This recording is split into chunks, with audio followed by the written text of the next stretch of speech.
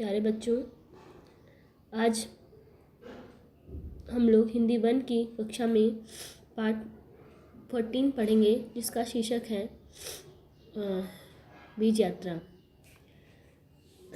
तो आइए बच्चों देखते हैं। सबसे पहले हम लोग पाठ परिचय देखते हैं। लिखा हुआ कहते हैं, इस पृथ्वी पर कुछ भी नष्ट नहीं होता, बस रूप बदलता है। जैसे बीज पौधों का और पौधे पेड़ का रूप लेते हैं, यह प्रक्रिया निरंतर चलती रहती है। बच्चों, जैसे कि आप जानते हैं, अगर आपको किसी चीज़ का पेड़ लगाना है या पौधा लगाना है तो उसका हम बीज पहले डालते हैं मिट्टी के साथ, फिर वो सूखता है और फिर उसमें पानी डालते हैं, फिर सूर्य के प्रकाश और पानी से वो पौधा थोड़ा थोड़ा दिन में बड़ा होने लगता है। तो आइए देखते हैं इसमें क्या बता रहा है बीज यात्रा के बारे में। बच्चों देखिए, एक प्रिय रैना, यानी कि ये पत्र अपने एक रैना को लिखा जा रहा है उसकी सहेली के द्वारा। तो देखते हैं, यह पत्र मैं तुम्हें दिल्ली से लिख रही हूँ। मैं तुम्हें पेड़ पौधों से जुड़ी एक बेहद रोचकारी जानकारी देना चाहती हूँ। मैं जानती हूँ तुम्हें भी पेड़ पौधों से कितना लगाव है।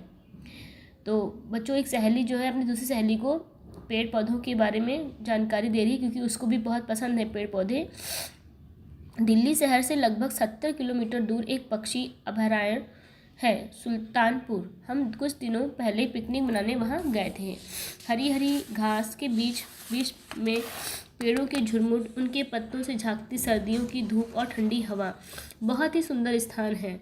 मैंने और रोहन ने वहाँ पहुँचते ही खेलना शुरू कर दिया। हम खेल रहे थे, तभी हवा का एक तेज झोंका आया। पास के पेड़ों के झुरमुट में सेमल का पेड़ था।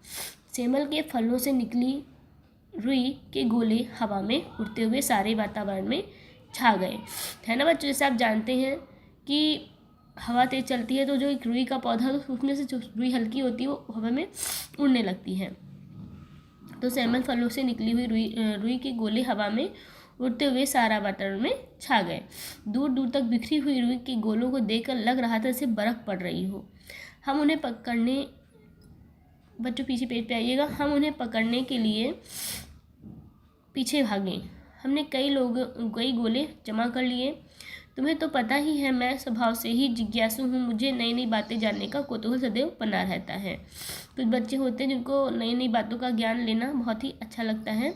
उसी तरह से ज्ञान लेना उसको अच्छा लग रहा था, तो बहुत ज़्यादा जिज्ञासु थी।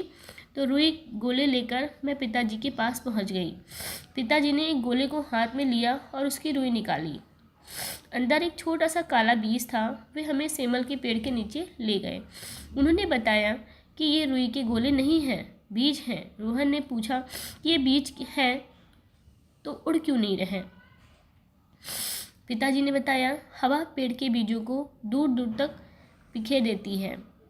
ये बीज अच्छी ज़मीन पर पाकर अंकुरित हो जाते हैं और एक दूसरे से उचित दूरी पर उग जाते हैं। धूप, हवा और पानी पर्याप्त पानी में मिलने से ये बड़े और स्वस्थ पेड़ बनते हैं। जैसा कि पहले बताया कि धूप, पानी और हवा से ये बनते हैं। मैंने पिताजी से फिर पूछा कि क्या बीज सिर्फ हवा से ही फैलते हैं। इस पर पिताजी ने बताया कि ऐसे कई बीज हैं जो हवा से उड़कर, नेक्स्ट पेज आइएगा, दूर दूर तक पहुंचते हैं। वहीं कुछ बीजों को फैलाने में हम मनुष्य भी सहयोग देते हैं। हमने संतरे खाए और बीज फेंक दिए। अब सोचो, संतरे कहाँ से आए? यहाँ तो कोई पेड़ नहीं है। मीलों दूर कोई बागीचा होगा, वहाँ से तोड़े गए, फिर बाजार से आए, फिर हमने खाए और फिर फेंक दिए। हम आम खाते हैं और गुठली फेंक देते हैं।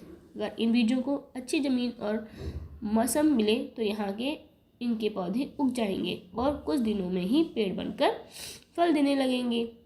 पिताजी ने हमें बताया कि बीज पानी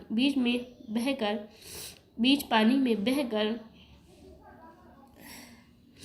आई रिपीट, पिताजी ने हमें बताया कि बीज पानी में पहुँच जाते हैं और कुछ पेड़ अपने बीज स्वयं बिखेरते हैं। उन्हें फल सूखने पर जोर से फटते हैं और बीज बिखर जाते हैं। फिर हम झील में विदेशों से आए हुए प्रवासी पक्षी देखने गए।